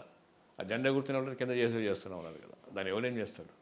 అది ఎవరికి వ్యక్తిగతంగా ఉండాల్సింది కదా, వ్యవస్థ ఏం చేస్తుంది? ఇప్పుడు గద్దర్ అవార్డ్స్ ఇవ్వాలన్న సంకల్పం ఉన్నప్పుడు గద్దర్ పేరు మీద అవార్డు ఇవ్వడం మంచి విషయం. అది గద్దర్ అవార్డుకి గద్దర్ భావజాలం ఉన్న అవార్డ్స్ అనే కదా ఉద్దేశం. గద్దర్ అనే వ్యక్తిని మనం విసర్జనం చేస్తున్నాం, అంటే జనరలైజ్ చేస్తున్నాం. అంటే గద్దర్ ఒక వర్గానికి, ఒక స్వభావానికి, ఒక దీనికి, సామాజిక పరిమితం కాదు. గద్దర్ అనేవాళ్ళు తెలంగాణకి ప్రతీక, తెలంగాణ మొత్తానికి ఆయన ఒక సింబలైజ్ చేసాం మనం. సో ఆయన పేరు మీద తీసుకోవడం అనేది మనము అశోక ధర్మచక్రం లాగానే. అశోకుడి చక్రం అనేది దాని విలువ జనం మీద వచ్చాక పెరిగింది. ఈయన యాక్సెప్టెన్స్ కూడా, గద్దర్ అన్న యాక్సెప్టెన్స్ కూడా ఇప్పుడు అందరూ యాక్సెప్ట్ చేస్తున్నారు. సినిమా వాళ్ళే వస్తున్నారు, గద్దర్ అవార్డ్స్ కూడా అందరూ అటెండ్ అవుతున్నారు. అంతకుముందు నంది అవార్డ్స్కి రాని వాళ్ళు కూడా గద్దర్ అవార్డ్స్కి వస్తున్నారు. సో ఈ గద్దర్ అవార్డ్స్ పైన మంచి అవార్డ్స్ ఇవ్వడం మంచిదే. అది గద్దర్కి సంబంధించింది కాదు, అది గద్దర్కి సంబంధించింది కాదు, ఆ కమిటీకి సంబంధించింది. కమిటీకి సంబంధించి కూడా కాదు, ఇంకా చెప్పాలంటే సినిమా తీసేవాడికి సంబంధించి. మంచి సినిమాలు తీస్తాయి కదా అవార్డు ఇస్తారు, మంచి సినిమాలు తీయకుండా అవార్డు రావట్లేదు ఎట్లా? ఇందులో కూడా డిలే నడిచిందంట కదా సార్. ఈ కమిటీ వేసి ఒకటి రమ్మన్నా కూడా లాస్ట్ సీఎం గారు వచ్చి క్లాస్ పీకి కొంచెం పుష్ చేస్తే కానీ ముందుకు వెళ్ళలేదు అని. అంటే ముందు అర్థం అవ్వలేదండి, అర్థమైన తర్వాత హక్ చేసుకున్నారు. సింపుల్. అన్నీ అర్థం అవ్వాలి ఏముంది. ఇప్పుడు మనమే అనుకుంటాం కదా గద్దరన్నకి వారి సంబంధం ఏంటని మీరే క్వశ్చన్ అడిగారు. అంటే ఎవరైనా క్వశ్చన్ మీరు వాళ్ళకి గుర్తు చేశారు. ఇప్పుడు మనం అనుకుంటే గద్దరన్న భావజాలానికి సంబంధించిన అవార్డ్స్ కాదు అది. గద్దరన్న యొక్క ఆయన జ్ఞాపకానికి, ఆయన శక్తికి, జాతి ఆయన గుర్తుపెట్టుకునే విధానానికి అవార్డ్స్ అవి. అంటే ఆ పేరు మీద సింపుల్. అంటే ఇప్పుడు అవార్డ్స్ గురించి, అంటే ఐ మీన్ సక్సెస్ గురించి ఇందాక క్వశ్చన్ అడిగాను సార్. ఏంటంటే చాలా మంది సక్సెస్ అంటే ఏమనుకుంటారంటే ఈ నెంబర్స్, కమర్షియల్ సక్సెస్, ఈ స్కేల్లో తీసాను, నాకు నా పేరు మీద ఇన్ని కోట్ల రికార్డులు ఉన్నాయని. కొంతమంది ఏమని ఫీల్ అవుతారంటే నేను అనుకున్నది ఎవ్వడికి బెండ్ అవ్వకుండా నేను అనుకున్నది అనుకున్నట్టు తీశాను, వాడెవడో ఫార్మేట్ మార్చమని అంటారు ప్రొడ్యూసర్లు కానీ వీళ్ళందరూ కానీ మార్కెట్లో, ఇది వద్దు అది వద్దు. ఈవెన్ మీరు రేపు పొద్దున్న హిందీలో ఈ సినిమా తీస్తానన్న కొమరం మేము వద్దు, టెంప్లెట్ మార్చాలి, ఇది మార్చాలి, అది మార్చాలి అంటారు. మన స్క్రీన్ ప్లేని మన ఒరిజినల్ ఆథెంటిక్. బట్ మీరు ఫస్ట్ తీసిన సినిమాల్లో అది ఎక్కడ బెండ్ అవ్వలేదు, ఎవరికి బెండ్ అవ్వలేదు. మీ ఒరిజినల్ ఏదైతే ఆత్మ ఏదైతే అనుకున్నారో ఆత్మని ఎక్కడ చంపకుండా అదే సినిమాని తీశారు. సో ఏది సక్సెస్? ఒక ఎప్పటికైనా అట్లాగే ఉండాలండి. ఫిలిం మేకర్ అంటే అట్లా ఉండాలి. అంటే మీకు కలెక్షన్స్ ఇది కాదా సార్ సక్సెస్? ఇదే సక్సెస్ అంటారా? మనం అనుకున్నది మనం అనుకున్నట్టు చేయడం సక్సెస్ అంటారా? అనుకున్న సబ్జెక్ట్ ఆమోదం తీసుకున్న తర్వాత, ఇప్పుడు యాక్చువల్ బై ప్రొడ్యూసర్ ఎవ్రీబడి అనుకోండి, నిర్మాత డబ్బులు పెట్టాలి కాబట్టి అది తీసుకున్న తర్వాత ఇక దాన్ని మార్చే అవకాశం ఉండకూడదు, మార్చే అవకాశం ఇవ్వకూడదు. ఫిలిం మేకర్ అంటారు. మార్చిన తర్వాత ఇక నీకు ఏముంది కదా, ఒక రూపం ఇచ్చిన తర్వాత వెన్నెముక విరిచేశాక ఇంకేం కథ ఏముంటుంది? ఆ కథ మారిపోయింది కదా. కథ ఫైనలైజ్ అయిన తర్వాత దాని మీద అస్సలు ఇంకా కాంప్రమైజ్ అవ్వకూడదు. అలా కాంప్రమైజ్ అవ్వని డైరెక్టర్లు మాత్రమే హిట్ అయ్యారు. రాజమౌళి కానీ, లేదా వెల్దండి వేణు కానీ, ఎవరిని కానీ పెద్ద డైరెక్టర్ చాలామంది ఉన్నారు, పేర్లు చెప్పడం కానీ, అందరూ కూడా ఎవరైతే కాంప్రమైజ్ అవ్వకుండా, ఆర్జీవి వీళ్ళందరూ కూడా కాంప్రమైజ్ అవ్వకుండా ఎవరైతే కథ ముందు తీసుకెళ్ళాడో వాడే హీరో, వాడే సికందర్. అంతే. ఇది మార్చుకుంటూ పోతే అది ప్రజలు దాన్ని జాతకం మారుస్తారు. చాలా సినిమాలు చూడండి, ఒక కథ మొదలయ్యి క్లైమాక్స్కి వెళ్ళేప్పటికి ఇంకో దగ్గరికి వెళ్ళిపోతుంది. అంటే ఎన్ని మార్కులు ఎంతమంది సూచించారో తెలియదు మనకి, ఎంతమంది చెప్పుంటారు. అలా కాకుండా మంచో చెడో, హిట్టో పట్టో, ఒక కన్విక్షన్ లేకపోతే దర్శకుడికి వేస్ట్ అండి. అతను ఆయన సినిమా కథ మార్చడం కంటే డైరెక్ట్ తన ప్రొఫెషన్ మార్చుకోవడం బెటర్ అని అనుకుంటారు. సార్ ప్రొడ్యూసర్గా మారిన తర్వాత మీకేమనిపించింది సార్? అంటే ప్రొడ్యూసర్ కష్టాలు అర్థమై ఉంటాయి కదా. ప్రొడ్యూసర్, నేను చాలా సినిమాలు లేని ప్రొడ్యూసర్ కదా, మా దానికి ఓటీటీకి వాటికి. ప్రొడ్యూసర్ కష్టాలంటే ఈ మానవ మనస్తత్వం మీద చాలా అవగాహన ఉండాలి. ఎవరెక్కడ హర్ట్ అవుతారు, ఎవరెక్కడ ఈగో ఫీల్ అవుతారు, ఎవరెక్కడ పని స్లోగా చేస్తారు, ఎవరి పక్కన ఇవ్వలేకపోతారు, ఇస్తారని చాలా పెద్ద పని అది. సరే, నిర్మాత మన సంకల్పం అంటే ఇప్పుడు యాక్చువల్ నాకు అడ్వాంటేజ్ ఏంటంటే నేను డైరెక్టర్ కాబట్టి నాకు తెలుసు ఏం జరుగుతుంది అనేది, ఏం జరగట్లేదు అనేది. అప్పుడు ఇబ్బంది ఉండదు. వేరే నిర్మాత యాక్చువల్గా ఇప్పుడు హాలీవుడ్లో ప్రొడ్యూసర్ అంటే అన్ని విషయాల మీద అథారిటీ ఉంటుంది వాళ్ళకి. అక్కడ ఫిల్మ్ ఇన్స్టిట్యూట్లో కూడా ప్రొడక్షన్ ఎగ్జిక్యూటివ్ అనే ఒక కోర్స్ చేస్తే దర్శకత్వం, స్క్రీన్ ప్లే అన్ని నేర్పిస్తారు వాళ్ళు. అన్ని అథారిటీ ఉంటేనే ప్రొడక్షన్ చేయగలుగుతాం. ఇక్కడ కొంతమంది ప్రొడ్యూసర్లు మంచి ప్రొడ్యూసర్లు ఉన్నారు, దట్ ఈజ్ ఓకే. కొంతమంది మాత్రము ఇన్వెస్టర్స్ ఉన్నారు, ఇన్వెస్ట్ చేస్తారు డబ్బులు. కొంతమంది కాంబినేషన్ మీద వర్క్ చేస్తారు. అట్లా ఉన్నారు. కానీ ఇదే కథని తీయాలి, ఒక మంచి దర్శకుని పెట్టుకొని ఈ కథని ఎట్లాగా నేను హిట్ చేయాలనేది తక్కువ మంది ఉన్నారు. అట్లా ఉన్నారు అలాంటి వాళ్ళు. వాళ్ళగా అంటే బాగానే ఉంటుంది. సో పర్పస్ ఉండాలి ఏదైనా సినిమా. డెఫినెట్గా సినిమా అనేది ఒక వ్యాపారంగా తీసుకోవద్దండి. వ్యాపారంగా తీసుకున్నా కూడా ఇప్పుడు హోటల్ వ్యాపారం చేస్తారు ఒకడు, కేవలం వ్యాపారం కాదు కదా, రుచి కూడా చూడాలి, వంట మాస్టర్ని పెట్టుకోవాలి, అన్నింటి మీద అతనికి ఉండాలి కదా. ఒక మెస్ పెట్టుకుంటే ఎన్ని ఉంటే ఒక సినిమా పెట్టుకుంటే ఎన్ని ఉండాలా? చాలా ఉండాలి కదా. అందుకని లేదా సినిమా మెస్ అయిపోతుంది గ్రిప్ లేకపోతే. అది నా ఉద్దేశం. అండ్ సినిమాకి ది ఆర్ట్ ఫామ్ కంప్లీట్లీ. కాకపోతే దీనికి ఉన్న పవర్ ఏంటంటే ఈవెన్ ఇప్పుడున్న జెన్జీ కూడా ఇంట్లో అమ్మా నాన్న చెప్పిన మాటలని వాళ్ళు మంచి చెప్తా ఉంటారు, కానీ అవి వినరు. అదే ఒక స్టేజ్ ఎక్కి ఒక హీరో చెప్తుంటే దాని స్టేటస్ల కింద రోజు పెట్టుకుంటారు, అది ఫాలో అవుతారు. సో ఆ పవర్ ఉంది సినిమా వాళ్ళకి కానీ, సినిమాలకు కానీ. గవర్నమెంటే ఫామ్ చేస్తూ ఉంటాయి. ఇప్పుడు ఆయన విజయ్ గారు సీఎం అయినాడు, power of cinema. Government form చేయగలిగిన పవర్ ఉంది. అంతే కదా. ఒకప్పుడు గవర్నమెంట్ సబ్సిడీ కోసం ఆధారపడ్డ సినిమా వాళ్ళు గవర్నమెంట్ ఏర్పాటు చేసే తీసుకొచ్చారు. Simple logic. అంటే ఇప్పుడు ఇంత కదా ఎంజీఆర్, ఎన్టీఆర్ తర్వాత మన విజయ్ చూసినా కూడా, అంటే పవన్ కళ్యాణ్ గారు చూసినా, వీళ్ళందరూ కూడా సినిమాని ఒక పవర్ తెలుసుకున్నారు, దాన్ని ప్రజల కోసం వాడారు. వ్యక్తిగత ఇమేజ్ కోసం బిల్డ్ చేసుకుని వాడలేదు వాళ్ళు. పవర్ మాకు వచ్చింది, దాని ప్రజలకు ఏం చేస్తాము అనే దానిలోనే ఉన్నారు పవన్ కళ్యాణ్ గారు కానీ, ఇతను విజయ్ కానీ, వీళ్ళంతా కూడా విజయ్ గారు అని అనిపిస్తుంది. అంటే ఇప్పుడు ఈ మాధ్యమాన్ని కరెక్ట్గా వాడుకుంటున్నారు చాలామంది అని మీరు భావిస్తున్నారు. బికాస్ పెద్ద సినిమా వచ్చింది నిజంగా మీరు అన్నట్టు ఆ రేంజ్లో ఉన్న హీరో అలాంటి సబ్జెక్ట్ ఒప్పుకోవడం అనేది చాలా గ్రేట్ కదా అది, గొప్ప విషయం. అంతే కదా. ఒక సోషల్ కాజ్ ఉన్న సినిమా. కానీ ఏం చేస్తారంటే ఈ జాహ్నవి హీరోయిన్ ఇలా ఉంది అలా ఉంది చెప్తారు. అది ఒక్కటే అంశం కాదు కదా, మొత్తం మిగతా సినిమా కష్టం ఏమైనట్టు మరి అయింది. డైరెక్టర్ కష్టం ఎక్కడ పోయింది, హీరో కష్టం ఎక్కడ పోయింది, కష్టం అంటే ఉంది కదా, దాని గురించి మాట్లాడట్లేదు, మాట్లాడాలనుకుంటా. ఈవెన్ నిన్న ప్రెస్ మీట్లో కూడా ఆయన కొంచెం బెండ్ అయిపోయారు. అంటే డైరెక్టర్ గారు కూడా అన్నిటికీ సమాధానం చెప్పలేక కొన్ని వాటికి ఏమన్నారంటే ఈవెన్ పరభాష నటుల గురించి నాకు నచ్చింది ఏంటంటే అతను సారీ చెప్పడం. సారీ చెప్పారా? అవసరమే లేదు. అతను హీరోయిన్ క్యారెక్టర్ని కన్సీవ్ చేశాడు. అది ఎక్స్పెరిమెంట్ జనానికి నచ్చిందని జనం మనకి ఉత్తరం రాస్తారా, లేకపోతే మనకి మెసేజ్ పెడతారా, ఎస్ఎంఎస్ చేస్తారా ఇలా చేయండి అని? అలా కాదు కదా. మనం అనుకుంది జనానికి పంపించాము, 90% నచ్చింది, 10% నచ్చలేదు, ఏం పోయింది దాంట్లో? సారీ అని చెప్పి వెనక్కి తీసుకుంటాను చెప్పాల్సిన అవసరమే లేదు. అంటే ఆయనతో నాకు పరిచయం లేదు, బట్ అలా అనిపిస్తుంది, నాకు అంత అవసరం లేదు. బుచ్చిబాబు గారు సారీ చెప్పడం మీకు నచ్చలేదు. ఈవెన్ అనంత్ శ్రీరామ్ గారు కూడా సేమ్ కమెంట్ చేశారు, నాకు నచ్చలేదు ఆయన సారీ చెప్పడం అని. ఎందుకు చెప్పాలి సారీ చెప్పడం? ఎందుకు? నువ్వు అనుకుని చేసింది కాదు కదా. ఇప్పుడు ప్రజలంతా వచ్చి అంతా కలిసి నువ్వు సర్వే చేసి వాళ్ళంతా నీకు ఈ కథ మీద ఓట్లు వేసి ఈ క్యారెక్టర్ వేస్తా కాదు కదా. నీ క్రియేటివ్ ఐడియాని ప్రజెంట్ చేసావు, 90% నచ్చింది, దట్ ఇస్ ఓకే.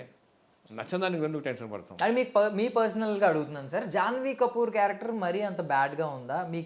మీకేమనిపించింది? అంటే దాన్ని ప్రతి ఒక్కరు క్వశ్చన్ చేసేలా ఉందా? బికాస్ చాలామంది ఏమంటున్నారంటే చాలా హార్ష్గా ఉంది కదా, అమ్మాయి చాలా బోల్డ్గా ఉంది కదా, ఈవెన్ చున్నీ ఇలా తీయడం ప్రతిసారి, ఒకసారి సడన్గా ఆమె బాగా సెన్సిబుల్ అయిపోవడం, ఇలా క్వశ్చన్ చేస్తున్నారు. బట్ అది నిజమే కదా. ఇప్పుడు ఆమె అగ్రెసివ్గా ఏదో మూడ్లో చున్నీ తీయడం వేరు, ఎవరో వచ్చి నిజంగానే కట్ చేయడం, అది చాలా సెన్సిబుల్ థింగే ఒక అమ్మాయి అక్కడ. కానీ చాలామంది దీన్ని పాయింట్అవుట్ చేస్తున్నారు, ఏంటి ఆమె చాలా హార్ష్ కదా ఇక్కడే ఒకసారి సెన్సిబుల్ చేయడం, అండ్ ఎందుకు అంత అవసరం లేని బోల్డ్నెస్ అని చెప్పి కొంతమంది. మీకేమైనా అంత బ్యాడ్గా అనిపించిందా? టూ బ్యాడ్గా అనిపించలేదు. బ్యాడ్గా అనిపించలేదు.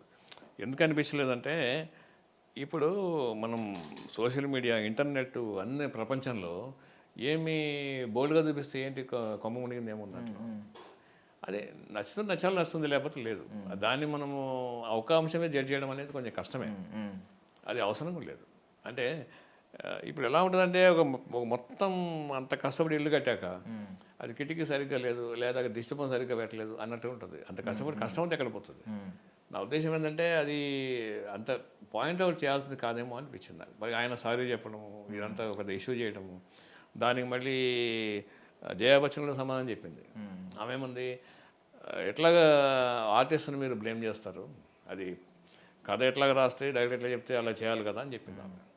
సో ఎందుకు బ్లేమ్ చేయాల్సిన అవసరం ఉంది? అది ఒక కళారూపం, అది ఈ ఆర్ట్ ఫామ్. నచ్చిందా ఓకే, నచ్చలేదు అది వదిలేసి మిగతాది ఎంజాయ్ చేయాలి. మనకు భోజనం పెట్టాను, మొత్తం అంతా భోజనాల్లో అన్నీ బాగున్నాయి, నీకు కాకరకాయ కర్రీ నచ్చలేదు, అసలు మొత్తం విస్తృతి తోసేయక్కర్లేక అది పక్కన పెట్టేసి అయిపోతుంది, simple. And one more thing, Anant Sriram గారిని అందరూ చాలామంది క్వశ్చన్ చేశారు, ఆ పాట ఏంటి అసలు, వారానికి 1000 నా కోసం ఏంటి ఆ పాట అని చెప్పి చాలామంది క్వశ్చన్ చేశారు. మనకి ఐటమ్ సాంగ్స్ ఏం కొత్త కాదు, పూరి జగన్నాథ్ గారి సినిమాలు, రాజమౌళి గారి సినిమాలు, సుకుమార్ గారి సినిమాలు, అంటే అమలాపురం. ఈ ప్రశ్న నేను సమయం ఎందుకు చెప్పలేనంటే ఐటమ్ సాంగ్ నా సినిమాలో లేవు. మీకు ఎప్పుడు అందుకే నేను మిమ్మల్ని అడిగాను సార్, నాకు తెలియదు ఎలా ఉంటాయి. ఇప్పటికింకా నా వయసు నిండా 16 ఎంజాయ్ చేస్తాను చూసి. అంతకుమించి అనుశ్రీరామ్ గారి సాహిత్యం ఇప్పుడు అసలే ఐటమ్ సాంగ్, అది దానిలో సాహిత్య విలువలు ఎక్కడ ఉంటాయండి? ఏదో కొంత దాయి, వారానికి కొంచెం అలాంటిదే ఉంటుంది కదా. అంతకుమించి సాహిత్యం రాసే ఉన్నారు, ఆయన రాశారు. ఎవరు రాశారు? సిరివెన్నెల గారు రాశారు, ముసుగు వేయ ఒక మనసు మీద అని. అదే ఐటమ్ సాంగే. అందరూ అలా రాయాలని ఎక్స్పెక్ట్ చేయలేం, అందరికీ అంత ప్రతిభ ఉంటుంది లేకపోతే అంత అవకాశం ఉంటుంది అనుకోలేను. అందుకని అనంత్ శ్రీరామ్ గారి గురించి మనం ఏం చేస్తాము, మంచి రైటర్ ఆయన అంతే.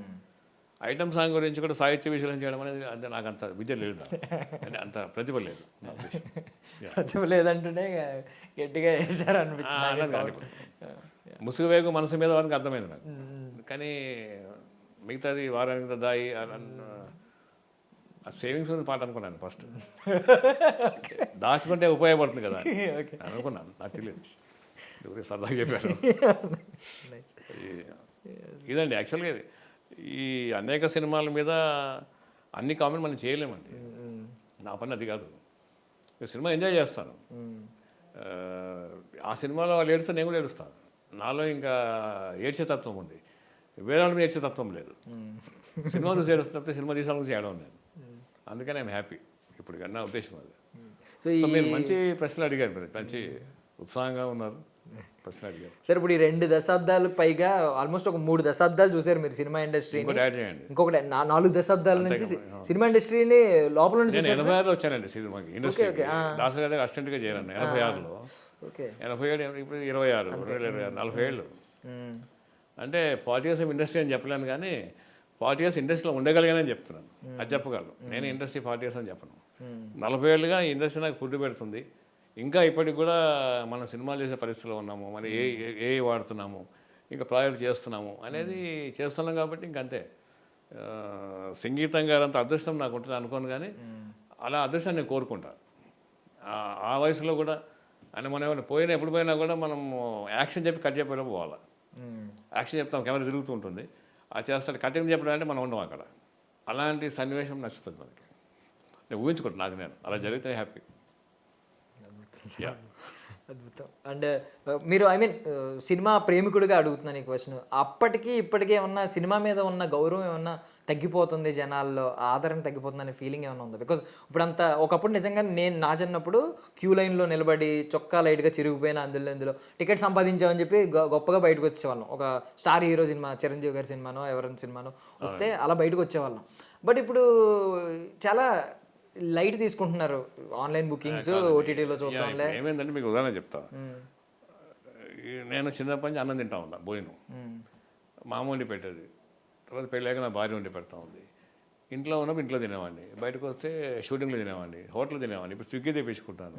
అన్నమే ఉంది కదా, గౌరవం ఏం తగ్గింది? అది లేకపోతే కడుపులో నిలుతుంది. కడుపుకి ఎట్లాగైతే మనం ఆహారం తీసుకుంటామో మన మెదడుకి సినిమా అంతే. సినిమాలో వినోద సాధన ఏదైనా సరే దాన్ని అనేక రూపాయలు మార్చుకుంటుంది. But film is a film, I enjoy it. మనం ఎంజాయ్ చేస్తాం. సినిమాని ఆపేయండి, సినిమాలు కానీ అసలు ఇమేజెస్ కానీ వీడియో కానీ మొత్తం ఆపేసేయండి, ప్రపంచం ఒక క్షణం కూడా ఉండలేదు. వాళ్ళు పిచ్చలు అయిపోతారు. ఎందుకంటే వాళ్ళకి అది లేకపోతే, నాగస్వరం ఊదకపోతే పాము ఎలాగైతే ఆగిపోతుందో ప్రపంచం అలా ఆగిపోతుంది. సో అందుకని ఐ లవ్ సినిమా. నేను సినిమాని బహుశా తింటాను కూడా, రోజు తింటున్న సినిమా చూస్తాను, అది తినడం అంటే అదే. సో అందుకని సినిమా ఏం మారలేదు, గౌరవం ఏం మారలేదండి. సినిమా చూసే విధానం కూడా మారింది. ఒకటి, అప్పుడు టికెట్ లైన్లో పెట్టి వెళ్ళేవాళ్ళము, ఇప్పుడు అక్కర్లేదు. ఇప్పుడు మనం ఆ పాతకాలంలో 20 ఏళ్ళ క్రితం ఊరు వెళ్తే మీకు హోటల్ ఉండవు. మీ చుట్టాలింటికి వెళ్తే వాళ్ళు వండి పెడితేనే తినాలా, లేకపోతే వెయిట్ చేయాలా వాళ్ళు ఎసరు పెట్టేదాకా. ఇప్పుడు ఎక్కడ మీకు అవసరం ఉంది? మీరు ఎక్కడ బస్ దిగగానే ఎదురుగా హోటల్ ఉంటుంది, పక్కన ఇంకో హోటల్ ఉంటుంది. అట్లా అవైలబిలిటీ పెరిగింది. సినిమా కూడా మన చుట్టూ వచ్చేసింది. అది సినిమా కోసం మనం పరిగెత్తక్కర్లేదు, సినిమా మన పరిగెత్తిస్తుంది, మన దగ్గరకు వచ్చేసింది.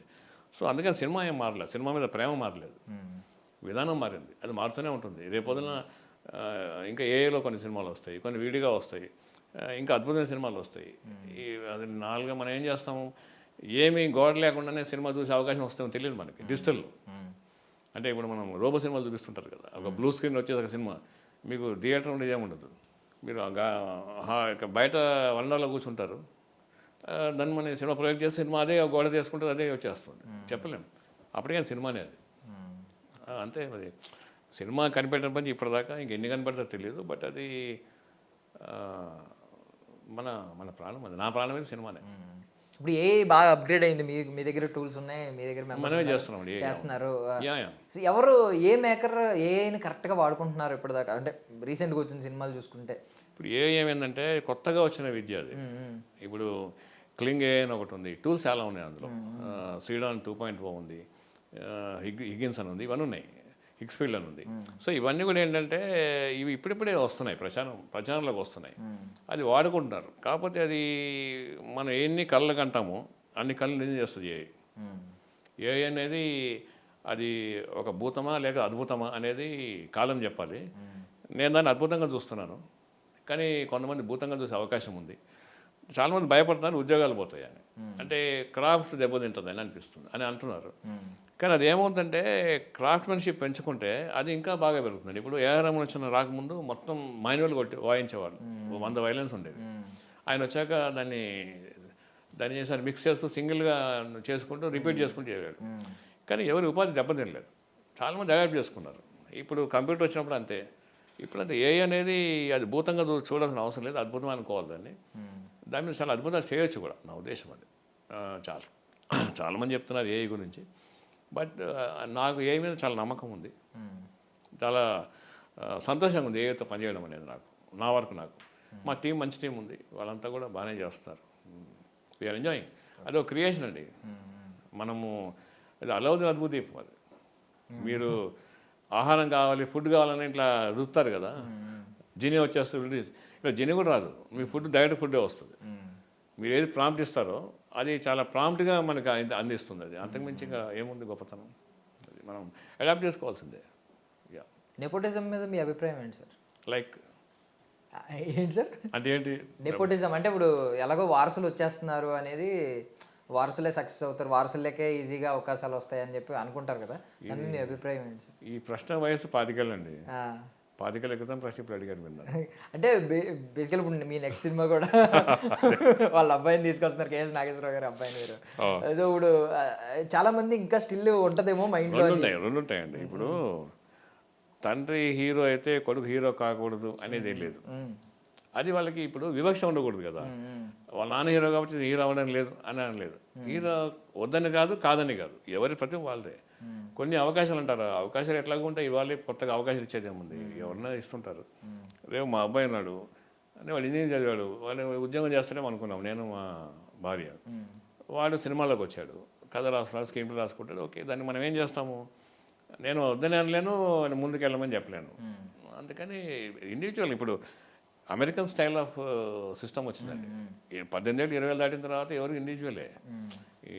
ఇప్పుడు మీ అబ్బాయి మీ మాట 18 తర్వాత వినడు, మీరు ఉన్నారు మరి మీ నాన్నగారి మాట, కానీ ఇప్పుడు ఆ జనరేషన్ అలా ఉండదు. అంతే. అందుకని ఇంకా వారసత్వం ఏముంది, ఇంకా ఎవరి జవసత్వం వాడిదే. వారసత్వం కానీ జవసత్వాలు ముఖ్యం. ఇప్పుడు అంత వారసత్వం అయితే చాలామంది పెద్ద డైరెక్టర్లు ఉన్నారు, వాళ్ళ అబ్బాయిలు హీరోలు అవ్వలేదు.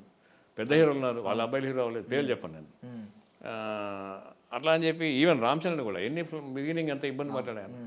దాని తర్వాత అసలుకి యాక్టింగ్ ఉందో లేదో అనే టైంలో కూడా అతని మీద మీమ్స్ వచ్చాయి కదా. మరి అతను రంగస్థలంతో బెస్ట్ యాక్టర్ అనిపిస్తుంది. త్రిబుల్ ఆర్ తర్వాత, పెద్ద తర్వాత ఇంకా అది ఎక్కడికి వెళ్ళాడు అతను. దానిలో చిరంజీవి గారి ప్రమేయం ఏముంది, అతని కష్టమే ఉంది. చిరంజీవి గారు అబ్బాయి అంటే son of Chiranjeevi, that's it. అంతే. మన పేర్లు రాస్తాం కదా, సర్టిఫికేట్లో మన పేరు ఉంటుంది కదా, అలాంటిది అది. నేను సన్ ఆఫ్ రాఘవరావు అనుకుంటాను మనం, అంతే. దానికి మించి రిలవెన్స్ ఏముంటుంది, ఆయన కష్టపడుతున్నాడు కాబట్టి. ఈజీగా ఎవరికి ఏం రాదండి. వారసత్వం గురించి అనుకోవడం కూడా కరెక్ట్ కాదు. ఇప్పుడు ఎవరిని ఆపగలుగుతున్నారు? ఇప్పుడు మీరు మంచి ఐడియా ఉంది, మీకు తక్కువ బడ్జెట్ సినిమా తీసే అవకాశం ఉంది, మీరు తీసుకోవచ్చు. ఇప్పుడు వేణు ఉన్నాడు, వేణుకి ఏం వారసత్వం ఉంది?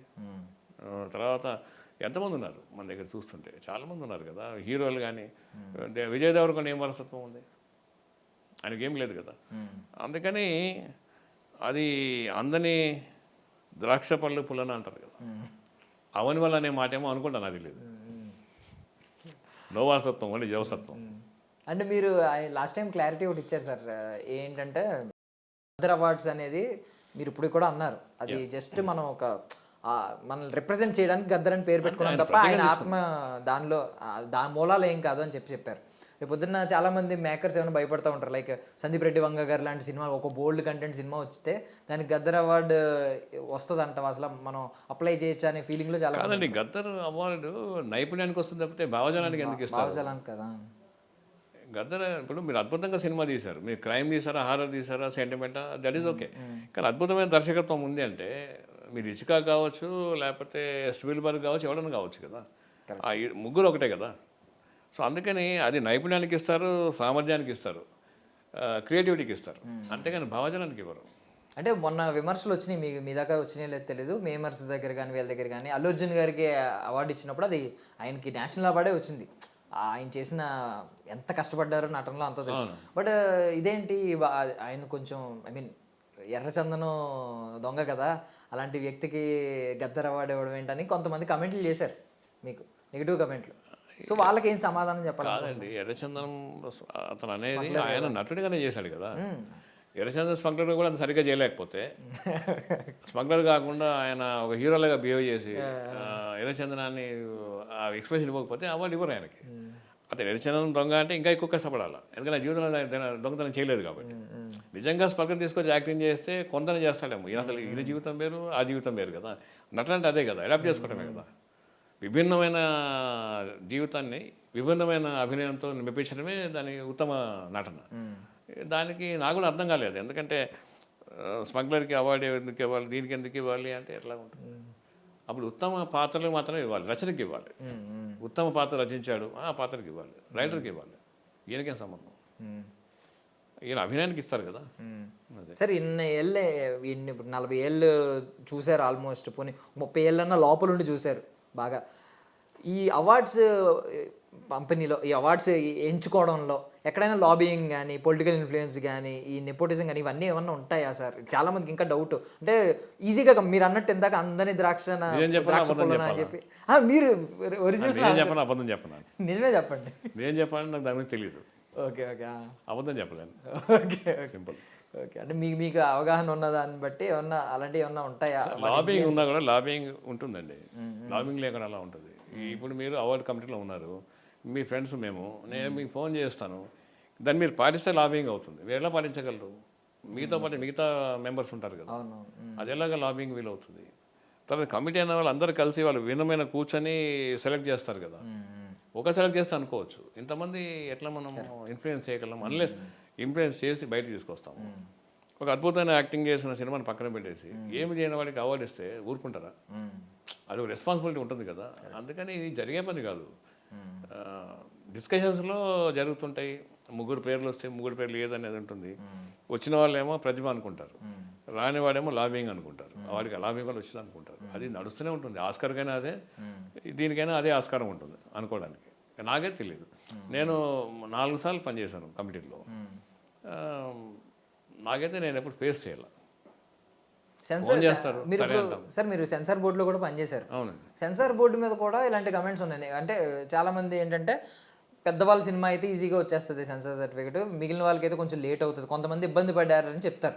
మేబీ వాళ్ళ కంటెంట్ ఏంటి, లోపల ఏం ఇష్యూస్ ఉన్నాయి, ఎవరన్నా మనోభావాలు దెబ్బతింటాయి, ఇవన్నీ చూస్తారు సెన్సార్ బోర్డు. బట్ మాకు అదంతా తెలియదు. ఒక మేకర్ కొంతమంది చిన్నోళ్ళు ఎవరన్నా ఏం చెప్తారంటే, కొంతమంది చెప్పారు క్లియర్లీ, ఇంటర్వ్యూల్లో చెప్పారు, చిన్న మేకర్స్, మా సినిమా చిన్న సినిమా కదా, మాకు అందుకని ఇబ్బంది పెట్టారు, సెన్సార్ బోర్డులో చాలా రోజులు పట్టింది, మాకు సర్టిఫికేట్ రావడానికి ఒక 5 నెలలు పట్టింది, ఇలా చెప్పారు. సో దాని మీద ఏంటి? సర్టిఫికేట్ 5 నెలలు పెట్టడానికి ఉండదండి. సర్టిఫికేట్ దానిలో వాళ్ళు క్లియర్గా ఉంటుంది, ఇన్ని రోజులు ఇవ్వకపోతే మనం కంప్లైంట్ చేయొచ్చు. అంత టైం పట్టే అవకాశం ఉండదు. కాకపోతే ఏంటంటే కొన్ని మార్పులు చేస్తే, మార్పులు చేయకపోతే టైం పడుతుంది. మార్పులు చెప్తారు, మార్పులు చేయలేదు అనుకోండి, అది వాళ్ళ పని అదే కదా. సెన్సార్ బోర్డు వాళ్ళ పని ఏంటి? ఇప్పుడు నేను బయట ఉంటే అలాగే కామెంట్ చేసేవాడిని, సెన్సార్ బోర్డు మెంబర్ కాకముందు. అయిన తర్వాత తెలిసింది నాకు లిమిటేషన్స్ ఏంటి, దాని పరిమితులు ఏంటి, పరిధులు ఏంటి అని. దానివల్ల నాకు తెలియదు మరి అట్లా వెంటనే చేస్తారు అనేది. నేను చేసిన సినిమాలు మీడియం సినిమాలు చూశాను, అన్ని బాగానే పద్ధతి ప్రకారం వెళ్ళిపోయినాయని మేము అనుకుని మేము చెప్పేవాళ్ళము, అది ఇంప్లిమెంట్ చేసేవాళ్ళు, ప్రొడ్యూసర్ని పిలిచి చెప్పేవాళ్ళు, ఆమె ఆఫీసర్ ఉన్నారు కదా, ఆమె చెప్పేవాళ్ళు, నడిచేది బాగానే జరిగింది అది. సో దాని మీద కాంట్రవర్సీ ఏమీ అనిపించలేదు. మరి ఇప్పుడు కొన్ని సినిమాల్లో కొంతమంది అంటారు, బ్లేమ్ చేస్తారు సెన్సార్ని, ఎందుకు అట్లా ఎలా వదిలేశారని. కానీ ఎలా వదిలేశారన్నప్పుడు ఈ రాసేవాడిని ఎవరేమంటారు మరి? ఇప్పుడు బాధ్యత మనకు ఉంటుంది కదా, యాజ్ అ ఫిల్మ్ మేకర్గా రైటర్కి, దర్శకుడికి, నిర్మాతకి బాధ్యత ఉంటుంది. ఇది తప్పించుకోవడం కాదు కదా, ఇది చేయడం, అది క్రియేట్ చేయడం. నేను చాలా నీట్గా మ్యానిపులేట్ చేశాను, సెన్స్ నుంచి బయటపడ్డానంటే అది ఎవరికి న్యాయం చేసినట్టు? నా ఉద్దేశం అది. మన పని మనం చేసుకుంటే అది ఓన్లీ వాళ్ళు చేసే పని వాచ్మెన్ పనే కదా. నువ్వు దొంగలు పెట్టి వాచ్మెన్ పట్టుకుంటే ఎట్లా అని అనుకుంటాను నేను కొన్నిసార్లు, అన్నిసార్లు కాదు. సో నేను చాలా స్పెసిఫిక్గా ఉంటాను. అంటే నేను అన్నిటికీ జనరలైజ్ చేయను, నేను నాకు అనిపించినే చెప్తాను అంతే. సరే, సినిమా ఎప్పుడు అనౌన్స్మెంట్ అని పేరు ఇంకా అనౌన్స్ చేయలేదు, 90% షూటింగ్ ఆల్మోస్ట్ అయిపోయింది అని మాకైతే తెలుస్తుంది. అయితే అది త్వరలో చేస్తామండి. యాక్చువల్గా త్వరలో అనౌన్స్ చేస్తాము. తర్వాత కొన్ని ప్రాజెక్ట్స్ చేస్తున్నాము. నేను ఇప్పుడు ఏం స్టాండ్ తీసుకున్నానంటే, నేను అనౌన్స్ చేయడం కాకుండా నిర్మాతలు కానీ లేకపోతే దానికి సంబంధించిన భాగస్వాములు చేస్తే బెటర్ అనుకుంటున్నాను. అందుకని ఇప్పుడు హ్యాపీగానే ఉన్నాను, మన ఆఫీసు నడుస్తుంది, పనులు చేసుకుంటూ ఉన్నాను. ఇక కొంత ఏఐబిఎస్లు, కొంత కొంత డాక్యుమెంటరీస్, నేను చెప్పే కదా, బహుముఖంగా వర్క్ చేస్తూ ఉంటాం మనం. చేసి ఏదేమైనా మా సంస్థ నడవాలి, మాకు ఏమంటారు ఉపాధి ఉండాలి అనేది మేము చాలా క్లియర్గా చేసుకుంటాం, అంతే సింపుల్. సో మీరు చాలా పెద్ద వ్యసన పరులు సినిమా అంటే మిగిలిన అన్న వదిలేయచ్చు కానీ సినిమా వదలలేము. సినిమా చాలా పెద్ద వ్యసనం ఇది, అడ్డుకుంటే వదలదు నిజంగా. చెప్పే కదా సినిమాలు యాక్షన్ చెప్పి కట్ చెప్పేలో పోవచ్చేమో. ఇప్పుడు కాదు, ఇంకా టైం ఉంది, ఇంకొక 20-30 ఉంటుందేమో తెలియదు నాకు. బట్ ఏంటి సార్ సినిమా అంటే ఏంటి, మీ డెఫినేషన్ ఏం చెప్తారు సార్? సినిమా అంటే మన కళని బయట చూసుకోవటం. మీరు నిద్రపోతున్న కళ వస్తుంది, తెల్లని మర్చిపోతారు. కానీ సినిమా అలా కాదు, సినిమా మీకు కళ కనిపిస్తూ ఉంటుంది. తర్వాత మనం పడే అనేకమైన బాధల్ని, కష్టాలని, శ్రమ నుంచి అదొక మన బయట తీసుకొస్తుంది. ఇంకొక ప్రపంచం ఉంది కదా అని చూపిస్తుంది మనకి. మనం చేయలేని పని అది చేసి చూపిస్తుంది. సో మనం జీవితంలో అబద్ధం చెప్తాము, మోసం చేస్తాము, కుటుంబాన్ని సరిగ్గా చూసుకోము. కానీ అలా అలా చూసుకునే వాళ్ళు మనం కనబడతారు. పోనీ అలా చూసుకోకపోతే అది ఎట్లా అనుభవిస్తారో తెలుస్తుంది మనకి. అంటే మన జీవితం అనుభవించకుండానే ఒక అనుభవాన్ని మనం ఈజీగా తీసుకుంటున్నాం. అది సినిమా మనకి ఇస్తుంది. సినిమా కళను ఇస్తుంది, అనుభవాన్ని ఇస్తుంది. ఇక అంతకుమించి మనకి ఏం కావాలి సినిమా నుంచి? సినిమానే లేకపోతే జీవితం ఎలా ఉంటుంది? నిస్సారం అయిపోతుంది. చెప్పే కదా, ఈ మీడియా అంతా బ్యాన్ చేస్తే ఒక 10 నిమిషాలు బ్యాన్ చేస్తే ఉండలేరు మీరు. అంటే బ్యాన్ చేయడం అంటే ఆగిపోతుంది, టెక్నికల్గా ఆగిపోయింది అనుకోండి. మీ మొబైల్ పని చేయదు, మీ వీడియో చూడలేరు, టీవీ పని చేయదు, సినిమా ఏమంటే అప్పుడు then entire world will go mad, పిక్చర్లు అయిపోతారు. అందుకని ఇంకా నేను సినిమా లేకపోతే కానీ సినిమా పిక్చర్ అనుకోండి. అప్పటి నుంచి అదే ఉంది, ఇప్పుడు అదే ఉంటుంది, చివరికి అదే ఉంటుంది. ఎవ్రీ టైం నేను ఆలోచిస్తూనే ఉంటానండి. యాక్చువల్గా ఎంజాయ్ చేస్తుంటా సినిమాలు చూస్తూ, సినిమాలు డిస్కస్ చేస్తూ, పుస్తకాలు చదువుతూ, ఇవన్నీ ఉన్నాయి. అందుకని అదొక మహాసముద్రం మనకి ఇచ్చాడు దేవుడు, ఇంకంతకంటే ఏం కావాలి. సో మీ నుంచి అద్భుతమైన సినిమాలు రావాలని మేము కూడా ఆకాంక్షిస్తున్నాం సార్. Thank you. సో అన్నారు కదా, ఇందాక విష్ చేశారు కదా, సంగీతం గారిలాగా కోరుకుంటున్నాను. అంతే. సో మేము కూడా చాలా అద్భుతమైన సినిమాలు మీ నుంచి ఎక్స్పెక్ట్ చేస్తున్నాం సార్. బికాజ్ ఒక ట్రూ మేకర్ మీరు ఎక్కడ కాంప్రమైజ్ అయిన మేకర్ కాదు. ఈ కమర్షియల్ టెంప్లెట్ వీటి వెనక పరిగెట్టిన వ్యక్తి కాదు. కమర్షియల్ సక్సెస్ వీటి వెనక పరిగెట్టిన వ్యక్తి కాదు. కాబట్టి మీకు ఖచ్చితంగా మంచి జరగాలి, ఒక మంచి సినిమాలు రావాలని మనస్ఫూర్తిగా కోరుకుంటున్నాను sir. Thank you so much. మీ విలువైన సమయం. థ్యాంక్ యూ ప్రియదర్శన్ గారు, చాలా మంచి ఉత్సాహకరమైన మాటలు చెప్పారు. I'm happy. అట్లాగే ఐడ్రీమ్ ప్రేక్షకులకి నా అభిమాన ఛానల్ ఇది, ప్రేక్షకులకు కూడా నా అభినందనలు, యాజమాన్యానికి కూడా. Thank you so much. Thank you sir. And for more videos, please subscribe to iDream. Please subscribe to iDream. Please subscribe iDream. And please subscribe to iDream. For more videos, subscribe to iDream. please like, share and subscribe to the channel. Congratulations, iDream. Subscribe to iDream. Subscribe to iDream. So subscribe to iDream Media. iDream ki iDream team andarki huge congratulations. Please subscribe iDream Media. Please subscribe to iDream. Subscribe iDream. Please subscribe to iDream.